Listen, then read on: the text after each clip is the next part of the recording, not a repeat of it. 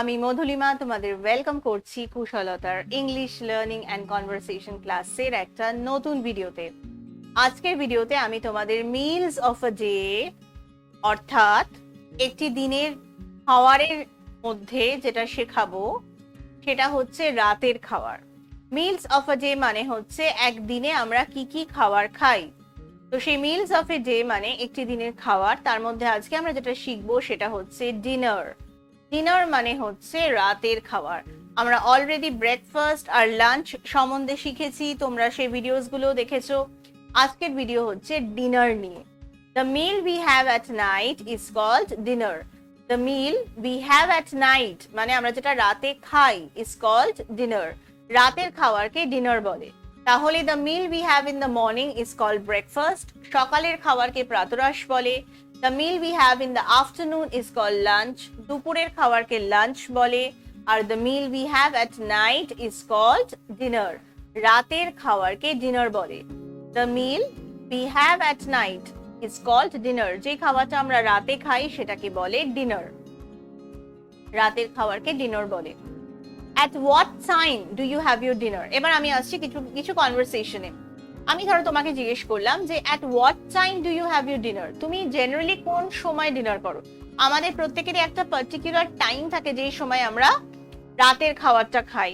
কারণ রাতের খাবারটা খাওয়ার সময় আমাদের কোনো তাড়া থাকে না। আমরা যারা অফিসে চাকরি করে তারা একটা সময় বাড়ি চলে আসে, বা যারা স্কুলে পড়ে যেমন স্টুডেন্টস যারা, তারাও রাত্রিবেলা বাড়িতেই থাকে, মানে সবাই রাত্রে বাড়িতেই থাকে।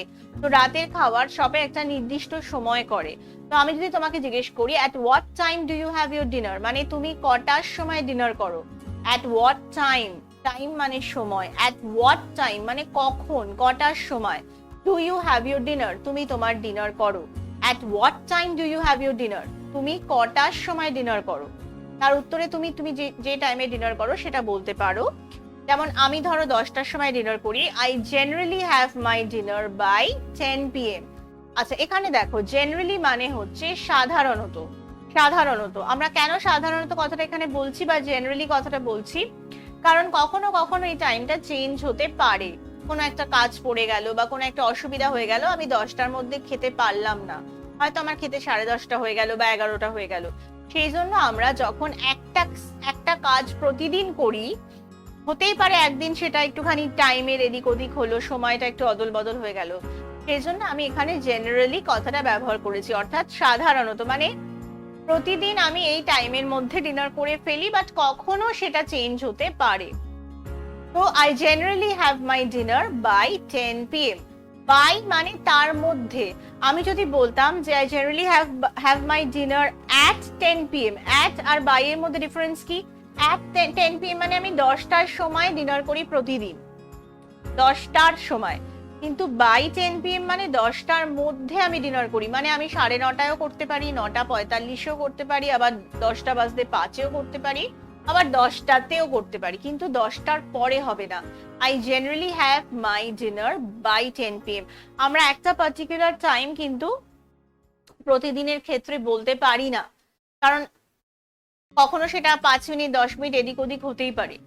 সেই জন্য আমরা বাই কথাটা এই ক্ষেত্রে ব্যবহার করি, কারণ বাই মানে হচ্ছে সেই সময়ের মধ্যে আমি ডিনারটা করি। I generally have my dinner by 10 p.m. আচ্ছা, PM মানে কি? PM মানে হচ্ছে দেখো প্রতিদিন একটা সময় দুবার আসে। 10টা মানে সকাল 10টা হতে পারে, রাত 10টাও হতে পারে। সেইটা আমরা কি করে বুঝবো?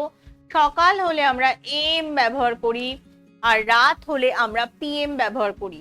সকালের সময়গুলো মানে দুপুর 12টার আগে অবধি আমরা AM ব্যবহার করি, আর দুপুর 12টার পর থেকে আমরা PM ব্যবহার করি।